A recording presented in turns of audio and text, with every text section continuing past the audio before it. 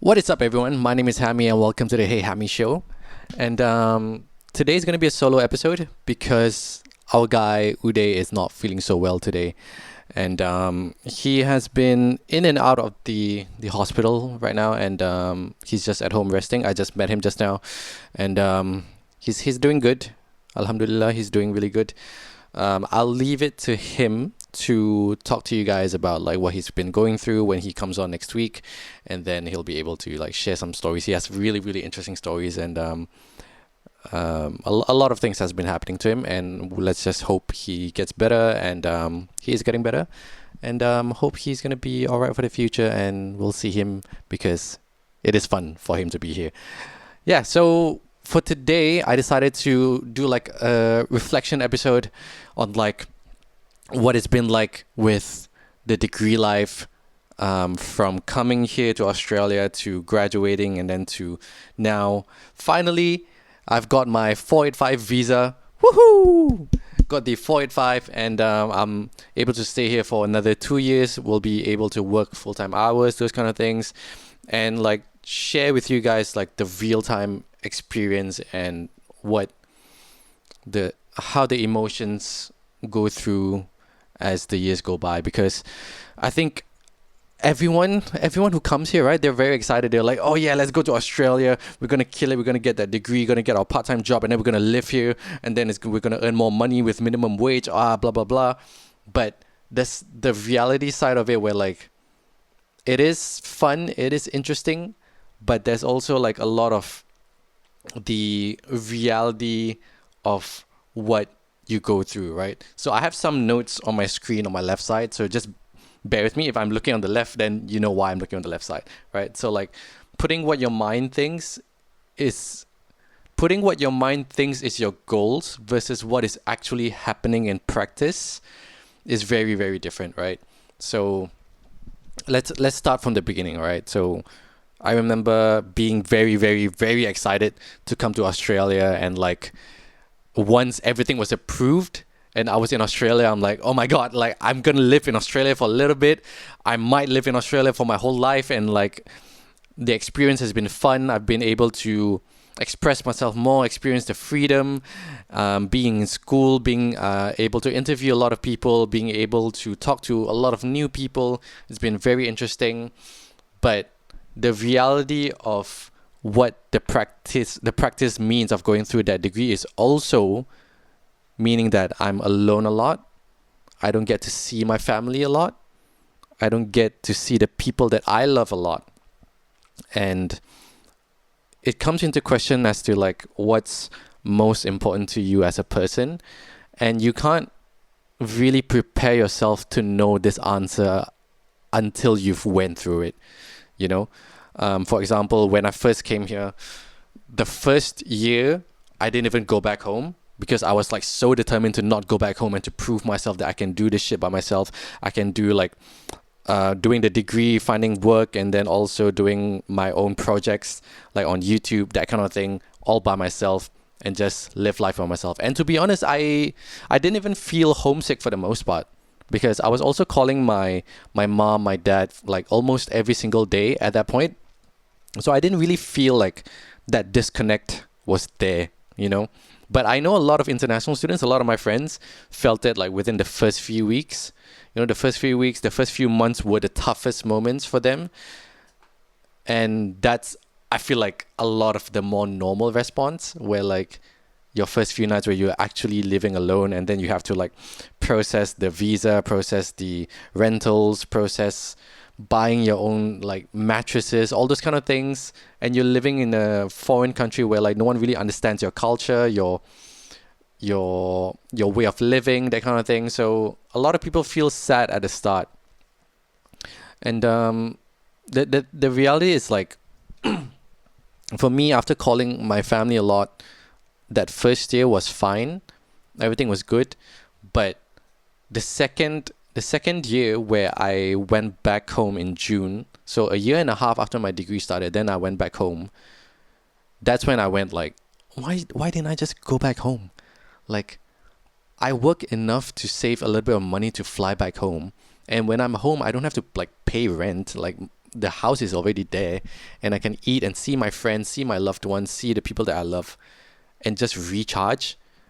And why didn't I just go home? Like, I needed it, you know? It was so stupid of me. And it hit even harder when during the day where I had to fly back to Australia, when I took that flight alone back home. That's when I cried in the toilet of the airport. It was the first time I ever like had that like very emotional moment of like, oh shit.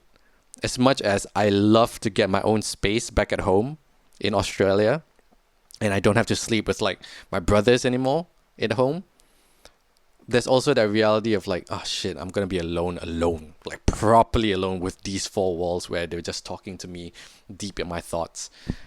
And that's something that I think no international student prepares for themselves. And as much as we come to a different country to like experience something new out of our own will, out of our own luxury as well, right? There's also that reality of like, it hurts, and it's also painful to be away from the ones that you love. And in no way am I saying like what we go through is worse than any other people who are like missing their family, but it's a reality that's going on, right? So yeah, that's one of the things that I feel like we couldn't prepare ourselves as international students. The loneliness that we go through living alone, even though we have all the freedom within our lives. Yeah. So that going on, let's talk about the graduation process and how I got my 485. I know a lot of people are always asking me, like, once I got my 485, they're always asking me like, oh, how do you do this? Like, what was the process like? All these kind of things. And I was also the same. Like, once I graduated, I asked all my friends, like, how did you do it? Like, do you have any documents that I can follow? So yeah, I'll talk a little bit about it. I won't be too like in detail. Obviously, I'm not like a migrating agent, so don't take my word for it. But yeah, so let's start with like the whole process. Like, after you graduate, right, you need like a minimum 2 years experience in your degree over here physically to be able to get this 485 visa. And there's a lot of forms you have to go through where like you have to show your graduation documents. You have to show like your grades, your payment history, your not bank account. I think there's like a few other things where like your rental history, your bills. Like, the more you send, the better it is, right? So your passport details, all these kind of things. And then there's also like the medical that you have to go through. Some people have to go through the medical, some don't. I had to go through the medical, and that was pretty interesting because for the 485 they only have one medical agency, which is Bupa Medical, and you basically go there and like check check your x-ray, and then they do like a blood test, those kind of things. And usually the waiting time, I thank God got the earliest waiting time, which is like 1 month. A lot of people, from what I know, took like 2-3 months to wait just for the medical itself. So the thing with the whole like 485 visa that I think stresses a lot of people out during the time is like, once you graduate, and remembering the fact that international students only came here for like a degree, right? It's like you graduate, and then you have to think about where you want to live next year because your rent is about to finish. And then you also have to do this whole visa process, which you have no idea how to do. And then you have to send documents that you have to find, and then do medical that you have to find. And then you're also like, I think for the most part, it's confirmed that you're going to get the visa. But there's also like in the back of your head, like, what if I don't get it, you know? And even after you've gone through and like sent all these information to them, which probably takes you like a few days to fully capture all your documents together, it also takes like 3 months or so for them to process the whole thing. And they don't tell you anything, right? They don't reply to you, they don't tell you anything. Like, you just have to wait. So there's a lot of like, in my experience, I had a lot of like anxiety during this time, which was happening during like January to March. Yeah, I feel like January to March I was going through quite a lot of like just anxiety of, I don't know where life is gonna be at right now, because like in January I just graduated, and then I didn't know if I could still have this apartment because even my agency is not replying that quickly. And it was also during the time where like it was New Year's, Christmas, so everyone's on leave, everyone's on holiday. Then you're starting to like panic if you're going to be able to find a place to live, and then you have to start thinking about your visa. So there's a lot of like anxiety with not knowing where you're going to be in life. And thankfully, after 3 months now, we are currently at 29th of May. I just got my visa about a week ago, and I can stay here for another 2 years. And the funniest part is when you're applying for all this kind of shit, you're like, this is what I want. I want to stay here. I want to work here. I want to experience things. But then once you graduate and you start actually thinking about the future and like about your love life, your relationships, about where you want to live or when you want to have kids, like all this kind of like future stuff, right? That's where you start to think like, do I want to live here? Do I want to live here forever? Is it a thing that I want, or am I just enjoying this place? So after that 485 thing, right? So I don't know a lot about other people, but I'm just going to speak from my experience, right? As things slowly settled to its own place, and I started thinking more about life, about where I'm going with life, started doing this podcast, and I also started reading a lot of books, which gives me a lot of perspective, right? You start to ask yourself these very questions where, does it matter if I'm here, or can I just be as happy with my family? So I'm going back to that question of like, is it worth it for me to stay here? Or do I want kids here? Do I want to raise kids here? Do I want my relationship to be here? Is the kind of things where you obviously don't think about when you're doing your degree because you're so focused on your degree. But once you graduate it and you start thinking about like the life shit that you want to do, then you're like, oh man, like what do I want? And most importantly, as I said, I started to read more books. And let me get through my notes right here. So I started to read books like How to Stop Worrying and Start Living. And then I also read Elon Musk's biography. I also read Feel Good Productivity by Ali Abdaal. All these amazing books that gives like examples of what people have gone through in life, and how people go through ups and downs in their life. And one of the main points that I learned from reading all these things is life really isn't as promised. A lot of things that I can say on this podcast can be like very preachy, but nothing can prepare you until the day things happen. When the physical shit, when the reality of it actually hits. One of the things that happened to me, right, as I said this on one of the previous episodes, my grandma passed away sometime in April, or is it early May, sometime around there. And it was Eid, on the day of Eid, which is our biggest celebration for Muslims. She passed away on that day, and I couldn't do anything about it because my visa was still in processing and I wasn't able to fly back to Singapore at that moment. And at that moment, I was still kind of okay with it. I was still coming to terms with it because my grandma passed away, but she's lived a full life, so I was okay with it and there was nothing wrong with it. But the moment where it really hit me was like when my family, like my dad, my uncles were like, the sadness was showing through the calls. That's when I really felt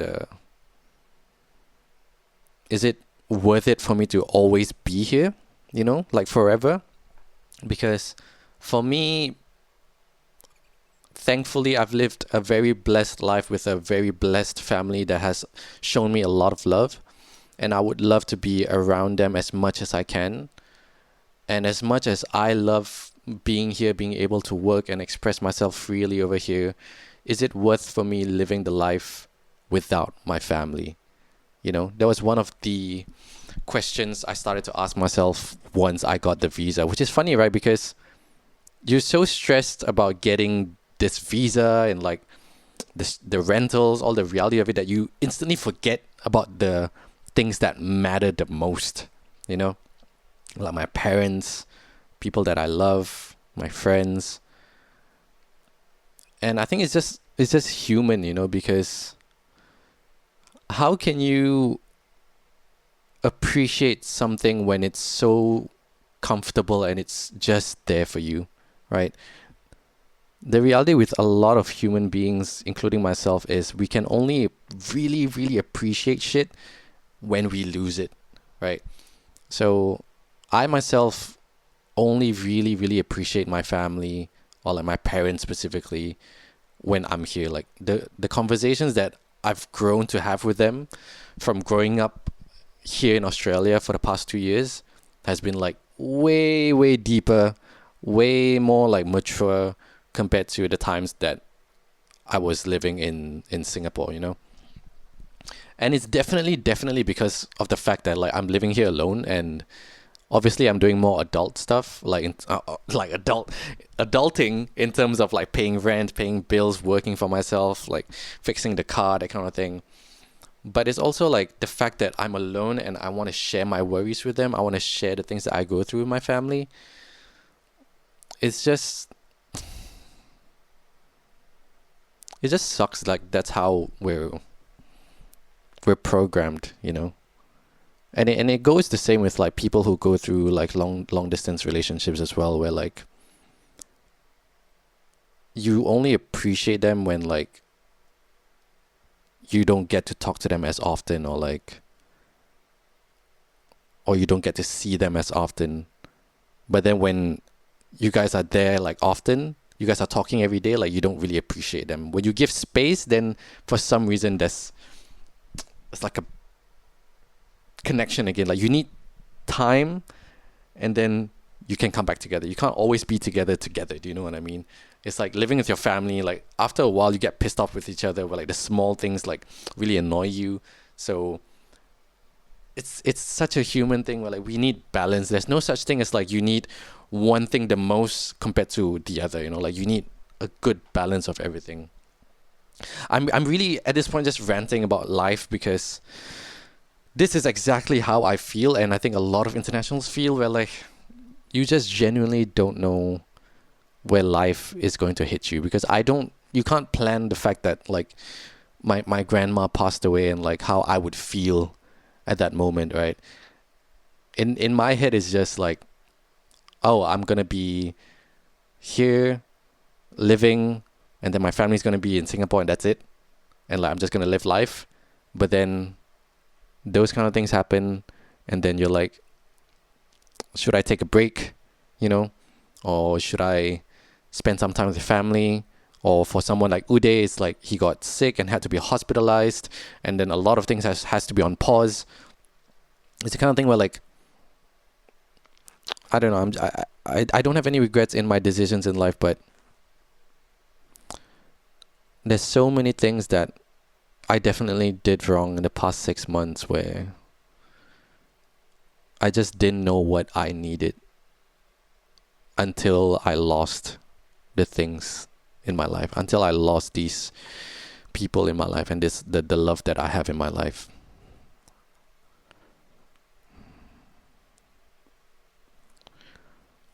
I feel like one of the main problems that we face, I put it on my notes right here, is that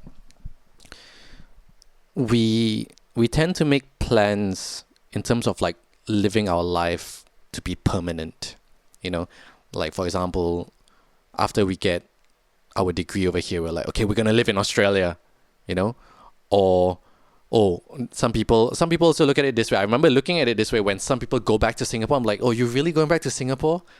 Oh man, isn't like Australia better?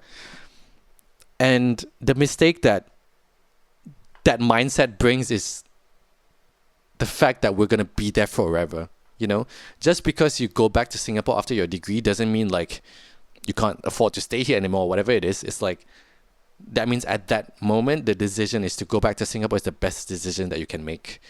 And just because you're back in Singapore after your degree doesn't mean you can't go back to Australia in future and maybe live your life again for a few years over here. So that's what I got through reading, like especially the Elon Musk's biography, where like he's someone from South Africa and then he moved to Canada and then moved to LA and then after LA to some different parts of America, and like then he got like a big he was diagnosed with something. I forgot what sickness he was having, and he was down for like 6 months, and then they moved again. And that's life, right? Like, we know that life is not promised, but we make such concrete plans that when shit goes south, which eventually things will go south, then we feel that pain even more, you know? So that's one thing that I've definitely been reflecting a lot. Is like, I thought I knew what I wanted 6 months ago when I did that episode where like I sent my family back home.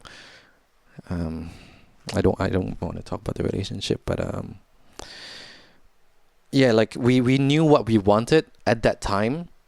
But what I've learned so far after getting everything that I wanted, right? I got everything that I wanted right now. I've been living here for 2 years. I got my degree here. I've met new people. I have amazing friends.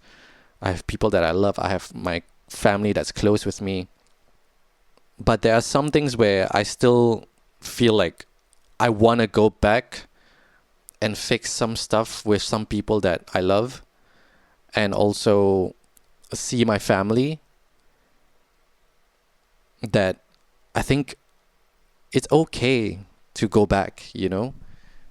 You don't have to live here forever. You can go back for a few years, go back to Singapore, figure some stuff out.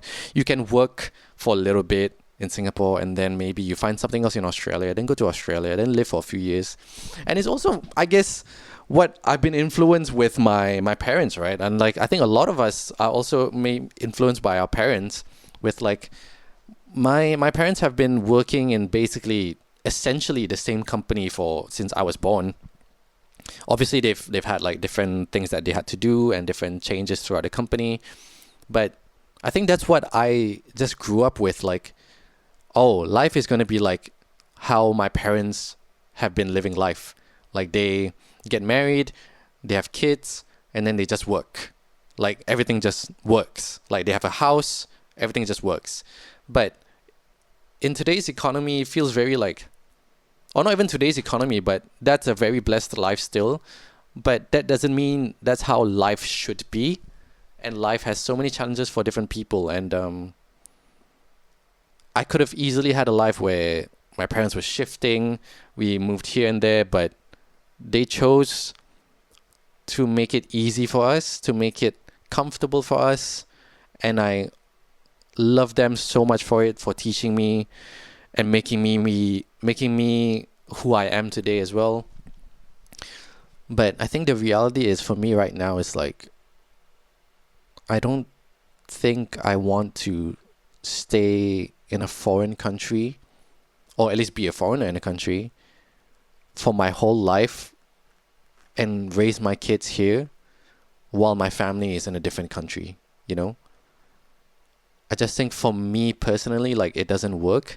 And obviously for some other people it's different, and I'm very blessed to have both my families, like my mom's side and my dad's side, to be like very, very close, and they're all like good people.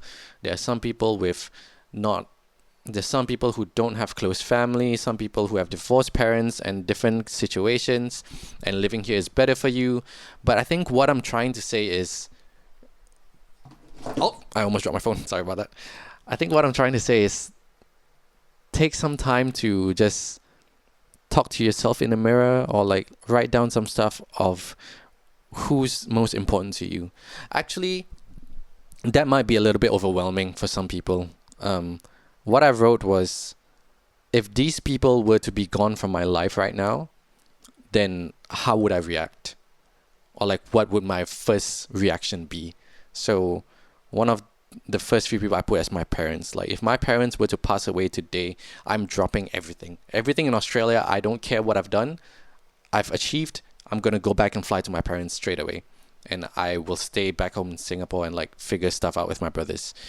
And then second would obviously be my siblings. And then probably third, I won't say this person's name, but if that person is gone, I would straight away drop everything as well. I would fly to that place and just meet that person. And when you start to like put down the priorities of who's important to you or what is important to you, right? I think that's where you really, really get to see where you want to go. And I've stopped the thing is, when we ask ourselves that question, like, what's the most important thing to you? Sometimes we don't even know what's the most important thing, the most important thing for us, right?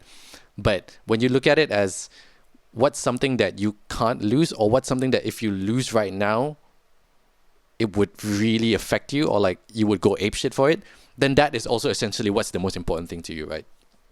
So I guess the thing that matters to me the most right now, it's not even a job, it's this podcast. This podcast is like the most important thing for me right now. And then I start to think about the family and my podcast, and I start to realize, if I'm doing the podcast, I don't need to be in Australia. You know, I can be in Singapore, I can be in Malaysia, I can be in Philippines, I can be in America, I can be wherever I want to be, and I can still make the content that I want. And it's a lot of like growing up and understanding this feeling, because it used to be what I wanted to do was music, right? And I had to get out of my comfort zone from being in Singapore, because Singapore's music industry isn't the biggest place, and you have to go out there and like explore, right? So I thought Australia would be a good place to start. But for podcasts, it's like, it's conversations. You have conversations everywhere in the world.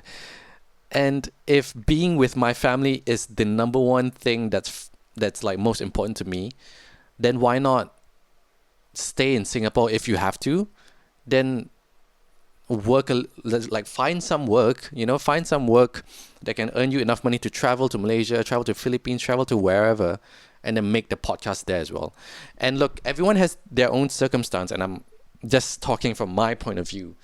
But what I've realized is, just don't make concrete plans, or don't think that plans have to be concrete to live life. You know, things can change, and things will change. Like, you really, really cannot plan how life is going to be. I couldn't have imagined my grandma passing away at that time, and I couldn't have imagined seeing how sad my dad was, seeing how sad my uncles were, and how that affected me as well. I couldn't imagine how I would grow up and start reading books. I hated books. I freaking hated books my whole life. And I've already read like more than 10 books from the past 6 months because of whatever I've gone through in life. And it's just a very good reminder that life really isn't planned, and there's something about humans that we can't appreciate what we already have. We have to lose it first. That's the unfortunate reality, that we have to lose some things or some people in our lives first to only realize that they are important afterwards. And I guess before I rant on a little bit too long, if you already know the answer of like who's the most important people in your life, your family, your girlfriend, your boyfriend, uncle, sister, whoever it is, don't ever try to spend your life without them. It's just not worth it, because whatever your monetary goals are, or like your vision, your mission, the things like, for example, for me, my podcast, whatever things that you want to achieve, I promise you, if the passion is so high and so strong that you have to do it, like I have to be able to do my podcast, I have to be able to work out every day and succeed in my podcast, all those goals, that passion that is so strong will always still be there while I'm around the people that I love. If I'm around the people that I love, naturally they will also be supportive of me, and they will push me to get to that point.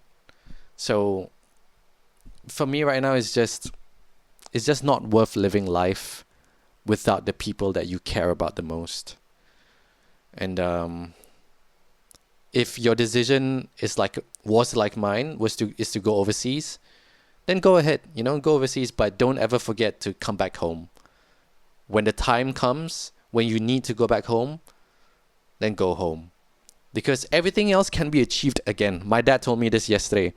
All these things can be achieved again. You can lose your job and then you can find a different job.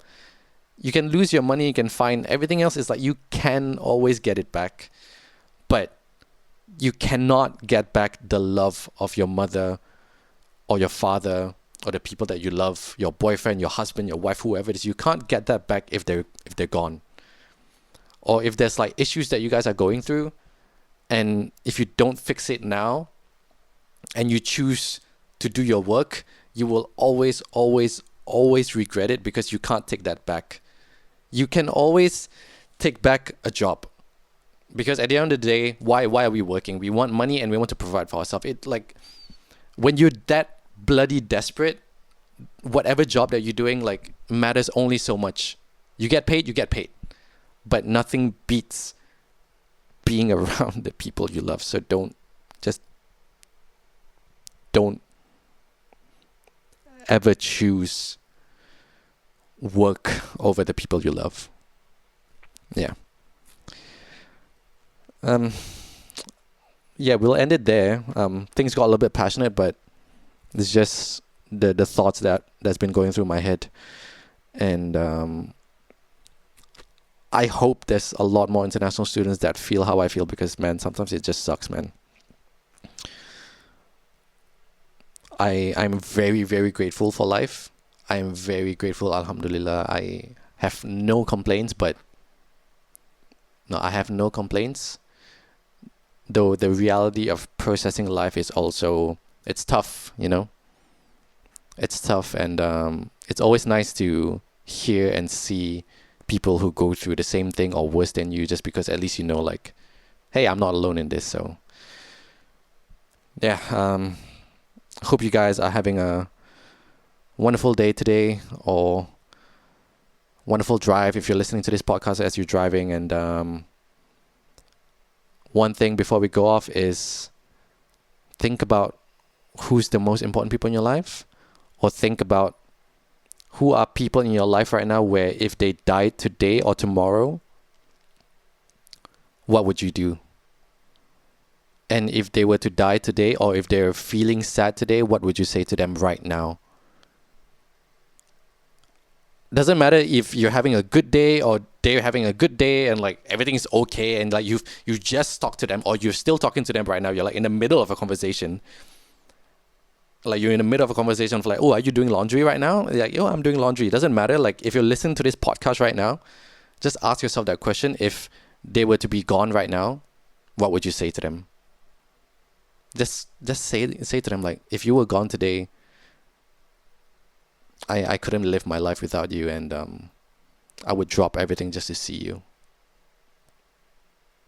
Yeah. We'll see you next week. Bye.